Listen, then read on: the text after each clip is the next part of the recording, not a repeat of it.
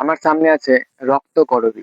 রক্তকরবী, সেটা তোমরা অনেকেই নামটা শুনেছো অথবা করবী নামটা শুনেছো, কিন্তু রক্তকরবী নাম অনেকে শুনেনি। কিন্তু এর নাম রক্তকরবী, এর বোটানিক্যাল নাম হচ্ছে নিউরিয়াম ওলিয়েন্ডার। তো এই গাছটার অনেক উপকারিতা এবং অপকারিতা আছে। বিশেষ করে এটা আমরা অনেকে বিষ মনে করে জানি। তো এর অপকারিতা হলো যে এর মধ্যে থাকা যে বিষ, সেটা কোনো প্রাণীর পেটে গেলে সেই প্রাণীর হৃদস্পন্দন থেমে যেতে পারে, আস্তে আস্তে থেমে যেতে পারে এবং সে মারাও যেতে পারে। তো এটা শিশু এবং প্রাণীদের কাছ থেকে একটু দূরে রাখবে। তো এর ভালো দিক হলো যে এই এই করবী আমাদের বাগানে থাকলে বিভিন্ন পোকামাকড় থেকে অন্যান্য গাছপালাকে রক্ষা করে। এটা হচ্ছে আর বিশেষ গুণ।